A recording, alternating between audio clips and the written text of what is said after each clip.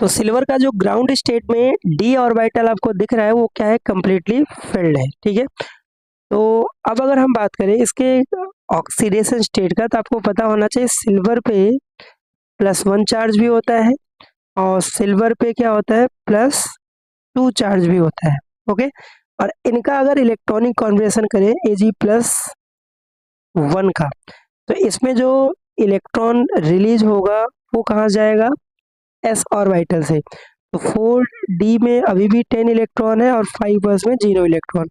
तो ये एक इसका ऑक्सीडेशन स्टेट है जिसमें डी ऑर्बिटल अभी भी कंप्लीटली फिल्ड है, तो ये ट्रांजिशन एलिमेंट नहीं शो कर रहा है। बट अगर Ag+2 की बात करें और इसका जब इलेक्ट्रॉनिक कॉन्फ़िगरेशन आप करेंगे, तो अब 2 इलेक्ट्रॉन निकालना है, तो S से 1 इलेक्ट्रॉन जाएगा और D से 1 इलेक्ट्रॉन। तो 4d में आ जाएगा 9 इलेक्ट्रॉन एंड 5s में कितने, 0 इलेक्ट्रॉन। तो इस ऑक्सीडेशन स्टेट में इसका जो डी ऑर्बिटल है वो क्या है, इनकम्प्लीटली फिल्ड है, इनकम्प्लीटली फिल्ड है। दैट्स वाई इसको ट्रांजिशन एलिमेंट कंसीडर करते हैं। ठीक है, तो 2 लाइन में इसका आंसर आपको थ्योरी लिखना होगा, बाकी इसको एक्सप्लेन करना होगा।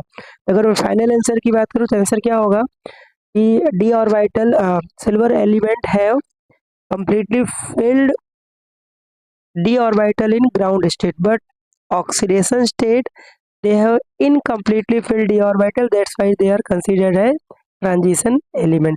और उसके बाद आप यहाँ पर इसको बना के एक्सप्लेन कर देंगे। ठीक है, तो आई होप ये क्वेश्चन क्लियर हो गया होगा।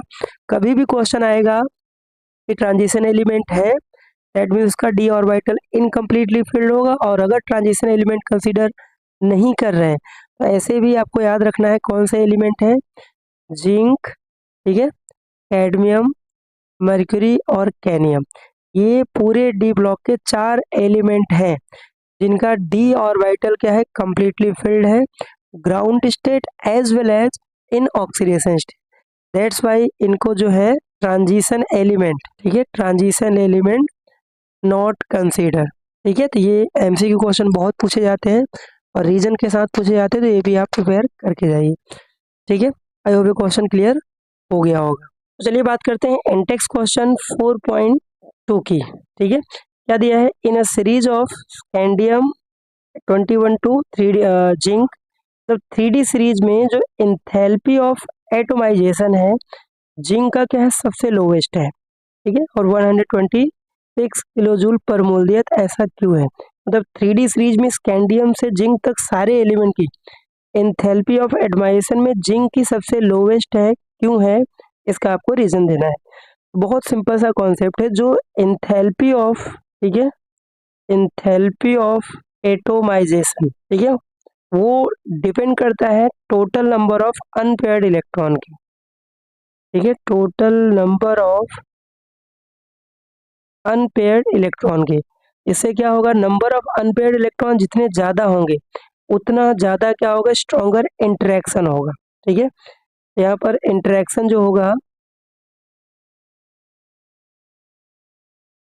उतना ज्यादा होगा और मेटेलिक बॉन्ड भी क्या होगा, उतना स्ट्रॉन्गर होगा। ये पूरा रीजन का कॉन्सेप्ट है। आपको शॉर्ट में मैंने एक लाइन में बता दिया कि अगर आपसे पूछ रहा है कि जिंक एलिमेंट का एंथैल्पी ऑफ एटमाइजेशन कम है, दैट मीन्स उसमें नंबर ऑफ अनपेयर्ड इलेक्ट्रॉन कम होंगे, और नंबर ऑफ अनपेयर्ड इलेक्ट्रॉन अगर कम है तो इंटरेक्शन भी वीक होगा और मेटेलिक बॉन्ड भी वीक होगा, इसलिए एंथैल्पी ऑफ एटमाइजेशन क्या होता है, लो होता है। तो अगर हम बात करें एग्जाम्पल में जिंक का जो आपको दिया हुआ है, ओके, तो जिंक जो एलिमेंट होता है इसका एटॉमिक नंबर होता है कितना, 30, और इसका अगर आप इलेक्ट्रॉनिक कॉन्बिनेशन करेंगे तो यहाँ से ऑर्गन, ओके, और 3D में 10 इलेक्ट्रॉन एंड 4s में 2 इलेक्ट्रॉन। तो ग्राउंड स्टेट में आपको दिख रहा है कि इसका डी ऑर्बिटल कंप्लीटली फिल्ड है, तो अनपेयर्ड इलेक्ट्रॉन कितना है, 0। और अगर हम ऑक्सीडेशन स्टेट में बात करें, Zn+2 होता है, और इसका अगर इलेक्ट्रॉनिक कॉन्बिनेशन करेंगे आप, तो जो 2 इलेक्ट्रॉन निकलेगा वो जाएगा कहाँ से, 4s से, इसमें 0 इलेक्ट्रॉन। ये इसका ऑक्सीडेशन स्टेट में इलेक्ट्रॉनिक कॉन्बिनेशन है। अभी भी इसका डी ऑर्बिटल कंप्लीटली फिल्ड है, तो इसमें अनपेयर्ड इलेक्ट्रॉन कितना है, 0।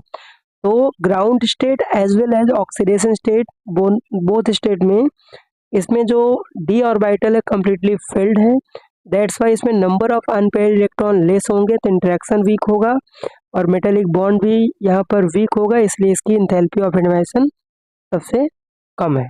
ठीक है, enthalpy of atomization totally number of unpaired electron पे डिपेंड करता है। इसी को आपको एक्सप्लेन कर देना है।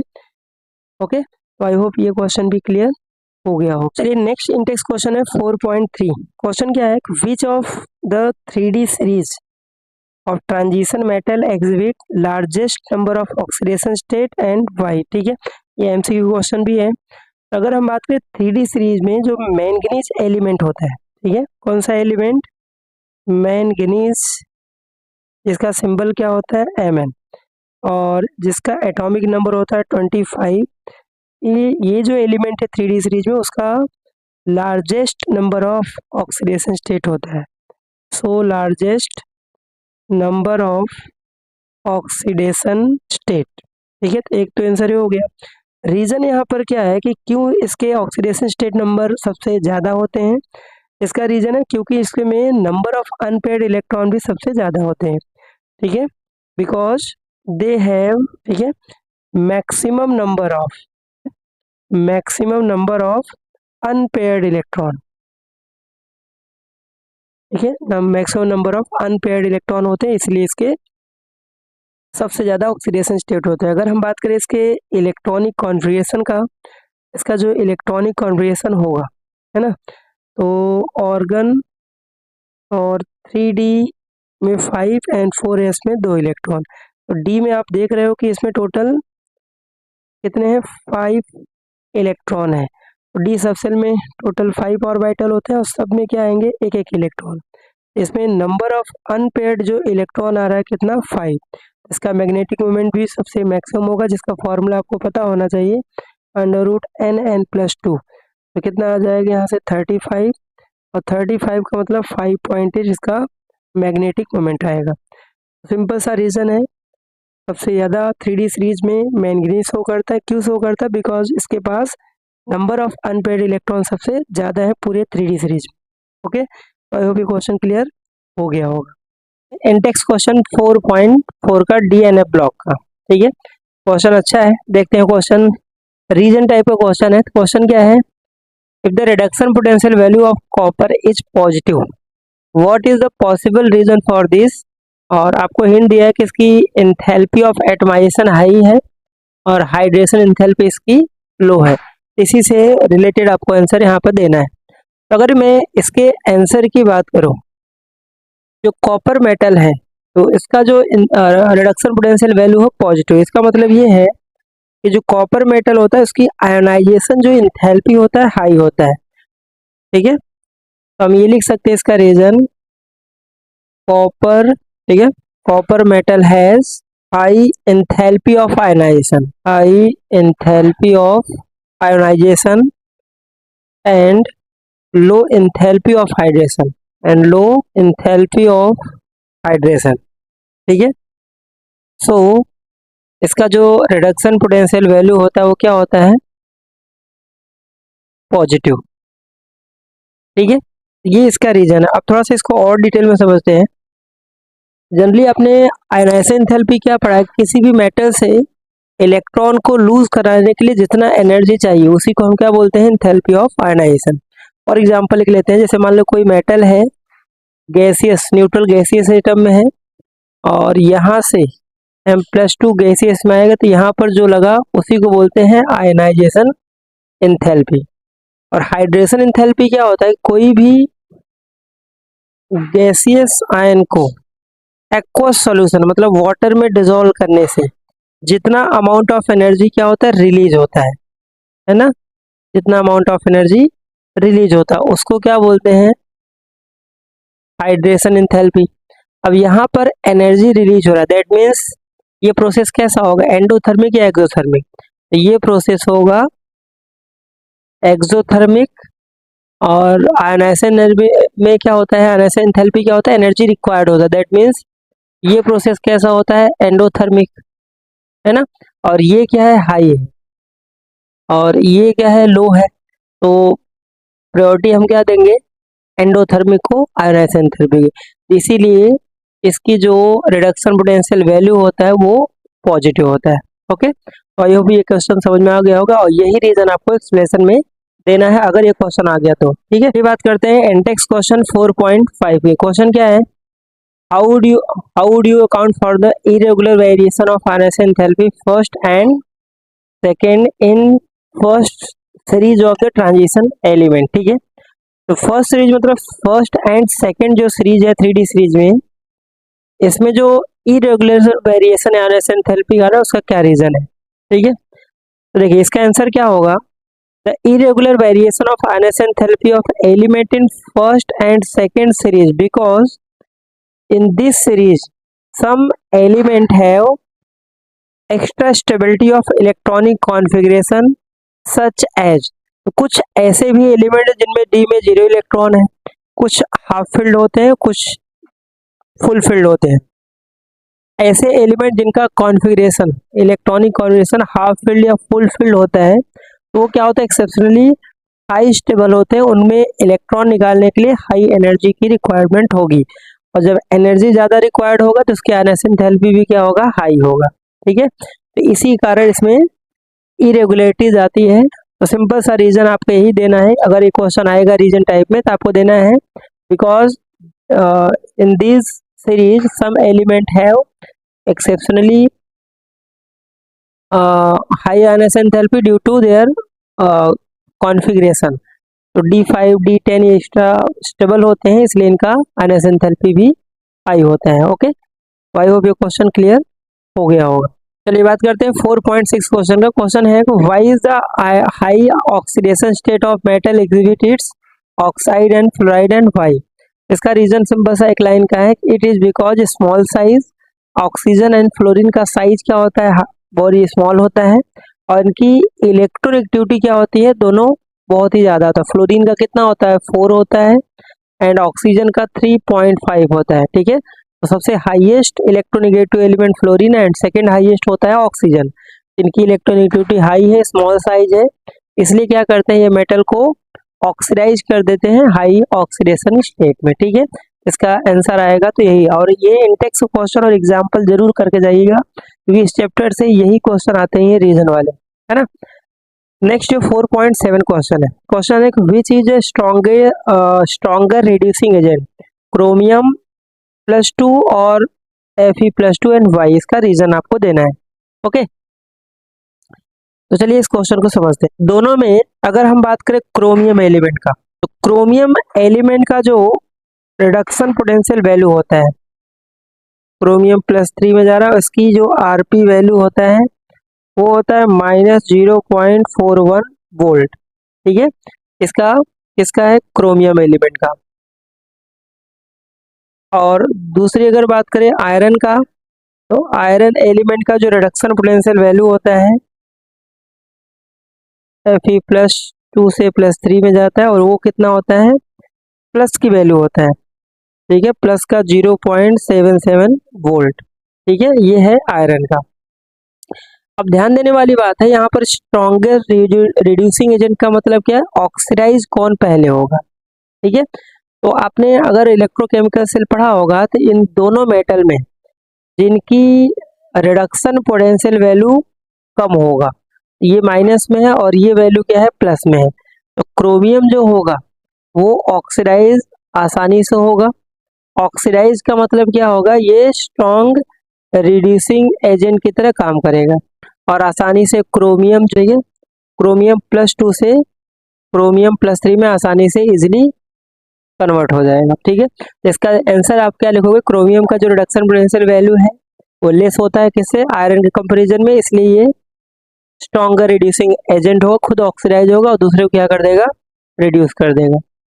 ओके, इसका आंसर आप यही एक्सप्लेन कर देंगे, ताकि क्वेश्चन क्लियर हो गया होगा। करते हैं 4.8 क्वेश्चन। क्वेश्चन है calculate the spin only magnetic moment of m+2, और इसका एटॉमिक नंबर आपको दिया हुआ है। ऐसे क्वेश्चन जो है वो बोर्ड में MCQ में भी आते हैं और 2 मार्क्स में भी पूछे जाते हैं। देखो क्वेश्चन बहुत आसान है, और इसके लिए आपको इलेक्ट्रॉनिक कॉन्फिगरेशन आना चाहिए। सबसे पहले जो मैग्नेटिक मोमेंट निकालने का फॉर्मूला होता है, वो फॉर्मूला क्या होता है, under root N N plus two होता है। ठीक है, ये मैग्नेटिक मोमेंट का फॉर्मूला होता है। और जहां पर एन जो होता है वो होता है नंबर ऑफ अनपेयर्ड इलेक्ट्रॉन। ठीक है, अनपेयर्ड इलेक्ट्रॉन। अब यहाँ से करना क्या है, आपको जो एटॉमिक नंबर कितना दिए हैं, 27। तो जो मेटल है उस पे +2 चार्ज है और एटॉमिक नंबर कितना दिया है, 27। तो ये इसका मतलब ये 3D सीरीज का, और इसका अगर इलेक्ट्रॉनिक कॉन्बिनेशन आप करेंगे तो 3D and 4s, तो 2 इलेक्ट्रॉन यहाँ पर जाएगा और 7 इलेक्ट्रॉन यहाँ पर जाएगा। ओके, ये 27 है, 18 2 20 27, और हमें किसका पूछा है, m+2 का। तो जो 2 इलेक्ट्रॉन आप निकालेंगे, ठीक है, वो कहाँ से जाएगा, S से जाएगा। इसका जो m+2 का इलेक्ट्रॉनिक कॉन्फिगरेशन बन के आएगा वो होगा organ and 3d7 and 4s0। तो d में कितने इलेक्ट्रॉन है, 7।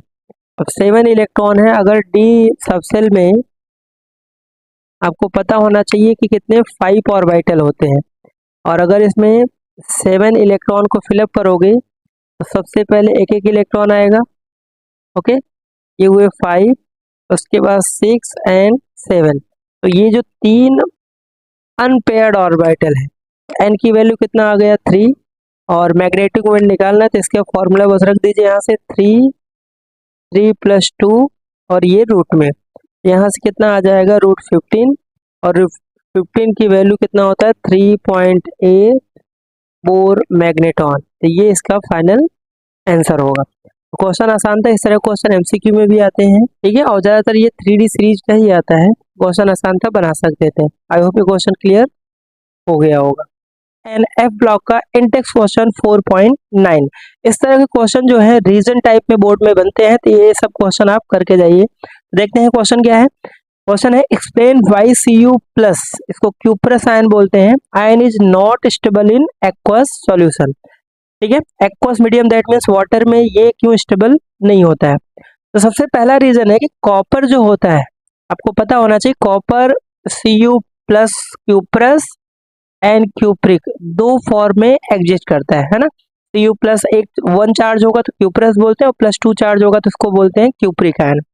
तो यही है क्वेश्चन कि Cu+1 आयन जो क्यूप्रस होता है वो एक्वस मीडियम में नॉट स्टेबल होता है, बट Cu+2 आयन क्या होता है, स्टेबल होता है। ठीक है, तो सबसे पहली बात, इसका जो रीजन, पहला पॉइंट आप लिखेंगे कि जो Cu+2 आयन होता है मोर स्टेबल होता है, क्योंकि इसकी हाइड्रेशन एंथैल्पी क्या होती है, हाई होती है क्यूप्रस आयन के कंपैरिजन में। तो सबसे पहला हम पॉइंट ये लिखेंगे, Cu+2 आयन, ठीक है, इन एक्वस मीडियम, इन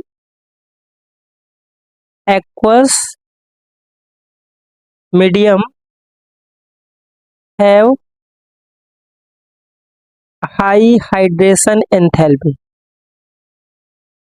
ठीक है, हाइड्रेशन एंथैल्पी, तो हाई हाइड्रेशन एंथैल्पी बोल सकते हैं या फिर हाई हाइड्रेशन एनर्जी आप बोल सकते हैं। ठीक है, तो पहला पॉइंट यही आप लिखेंगे, क्योंकि Cu+2 आयन, क्यूप्रिक आयन की जो एक्वस मीडियम में एंथैल्पी ऑफ हाइड्रेशन होता है बहुत हाई होता है, Cu+ आयन का कम होता है। एंड दूसरा पॉइंट एक और है कि एक्वस मीडियम में, ठीक है, इसमें एक्वस मीडियम में जो Cu+ आयन है वो क्या होता है, डिसप्रोपोर्शनेट हो जाता है Cu+ से Cu+2 आयन में। तो आप एक पॉइंट ये भी ऐड कर सकते हैं, in aqueous medium Cu+ ion, ठीक है, डिसप्रोपोर्शनेट, डिसप्रोपोर्शनेट, ठीक है, टू Cu+2 आयन। ठीक है, डिसप्रोपोर्शनेशन रिएक्शन आपने पढ़ा होगा कि सेम एलिमेंट का ऑक्सीडेशन और सेम एलिमेंट का रिडक्शन होता है। और अगर इसके रिएक्शन की हम बात करें तो इसमें क्या होगा, Cu जो प्लस आयन है, और एक्वस मीडियम आपको लेना पड़ेगा, है ना, एक्वस मीडियम में आपसे रीजन पूछ रहा है, ये कन्वर्ट हो जाता है Cu+2 आयन में, और प्लस यहाँ से Cu सॉलिड में। ठीक है, यहाँ पे बैलेंस कर लेते हैं, 2 आयन होंगे। अब इस रिएक्शन में अगर आप ध्यान से देखो, है ना, तो Cu+1 चार्ज है और यहाँ से ये Cu+2 में जा रहा है। तो जब भी ऑक्सीडेशन नंबर इंक्रीज होता है तो वहां पर क्या हो रहा है, ऑक्सीडेशन, ठीक है। और यहाँ पर मेटल सॉलिड स्टेट में है तो इसका क्या होगा, रिडक्शन होगा, क्योंकि ऑक्सीडेशन नंबर क्या हो रहा है, डिक्रीज हो रहा है। तो यहाँ पर हो रहा है इसका रिडक्शन। इस ऐसी रिएक्शन जिसमें एक ही एलिमेंट का ऑक्सीडेशन रिडक्शन होता है, इसी को हम बोलते हैं डिसप्रपोर्शनेशन रिएक्शन। और यही कारण है कि Cu+2 आयन एक्वस मीडियम में ज्यादा स्टेबल होता है। ओके, तो आई होप ये क्वेश्चन क्लियर होगा। अगर बोर्ड में आएगा तो ये रीजन लिख देंगे तो डेफिनेटली आपको फुल मार्क्स मिल जाएंगे। तो इंडेक्स का जो 10th क्वेश्चन है, क्या दिया है question, actinoid contraction is greater from element to element than lanthanide contraction. अगर आपने डीएनएफ ब्लॉक पढ़ा होगा तो ये जो डेफिनेशन है, ये जो दोनों टर्म है, लेंथेनाइड और एक्टिनोइड कॉन्ट्रैक्शन, तो एक्टिनोइड कॉन्ट्रैक्शन क्या होता है कि जब लेंथेनाइड सीरीज में लेफ्ट टू राइट जाते हैं, जो साइज होता है वो डिक्रीज होता है। और लेंथेनाइड कॉन्ट्रैक्शन की बात करें तो लेंथेनाइड सीरीज में लेफ्ट टू राइट जाने पर साइज डिक्रीज होता है, तो उसी को हम बोलते हैं लेंथेनाइड कॉन्ट्रैक्शन। इसका रीजन ये क्वेश्चन पूछ रहा है कि एक्टिनोइड कॉन्ट्रैक्शन क्यों ज्यादा होता है किससे, लेंथेनाइड कॉन्ट्रैक्शन में।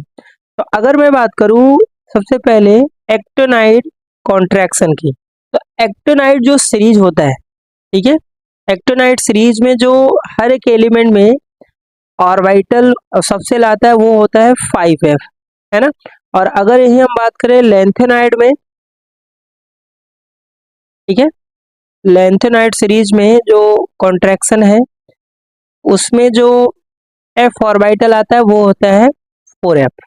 ओके, अब इससे होगा क्या, आपने अगर स्क्रीनिंग इफेक्ट पढ़ा होगा, स्क्रीनिंग इफेक्ट या फिर उसी को शिल्डिंग इफेक्ट भी बोलते हैं, है ना, शिल्डिंग इफेक्ट। इसमें जो होता है सबसे अच्छा शिल्डिंग एस का होता है, फिर पी का होता है, फिर डी का होता है और फिर एफ का। सबसे पुअर शिल्डिंग इफेक्ट होता है एफ का। अब अगर मैं बोलूं कि शिल्डिंग इफेक्ट सबसे ज्यादा किसका होगा, 5f एंड 4f में, तो नो डाउट जो शिल्डिंग इफेक्ट होगा इसमें से 4f का ग्रेटर होगा किससे, 5f से। ओके, तो जब शिल्डिंग इफेक्ट 4f का ज्यादा है तो उसमें लेंथेनाइड कॉन्ट्रैक्शन क्या होगा, कम होगा, क्योंकि स्क्रीनिंग इफेक्ट जिसमें जितना ज्यादा होगा, स्क्रीनिंग इफेक्ट जितना ज्यादा होगा उसका साइज उतना ज्यादा होगा, उसमें कॉन्ट्रैक्शन क्या होगा, उतना कम होगा। ठीक है, ये इसका मेन रीजन है। तो हम इस सिंपल सा रीजन ये बोल सकते हैं कि एक्टिनोइड कॉन्ट्रैक्शन में due to poor shielding effect, due to poor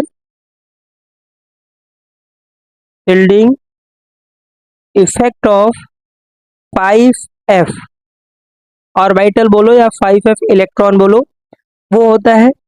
और इसी कारण लेंथेनाइड कॉन्ट्रैक्शन जो होता है वो ग्रेटर होता है किसके कंपैरिजन में, लेंथेनाइड कॉन्ट्रैक्शन से।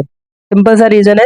आपको ये जो साइड मैंने लिखा है इतना आपको एक्सप्लेन नहीं करना, सिंपल सा आपको ये लिखना है कि एक्टिनोइड कॉन्ट्रैक्शन में ग्रेटर होता है लेंथेनाइड से due to poor shielding effect of 5f orbital subshell या फिर इलेक्ट्रॉन आप बोल सकते हैं। मेन इसका रीजन यही है। ठीक है, तो आई होप ये क्वेश्चन क्लियर हो गया होगा। तो ये हमने इंटेक्स के सारे क्वेश्चन डीएनए ब्लॉक डिस्कस किए और इसके आपको बोर्ड में एग्जाम्पल भी सारे करके जाने हैं। ठीक है, अब हम बात करने वाले एक्सरसाइज के उन क्वेश्चन को जो बोर्ड में ज्यादातर पूछे जाते हैं। 1 बाय 1 हम पहले आईएमपी क्वेश्चन डिस्कस करेंगे। और अगर आप चैनल पे नए हैं तो चैनल को लाइक शेयर सब्सक्राइब जरूर करें। मिलते हैं नेक्स्ट वीडियो लेक्चर में। Thank you.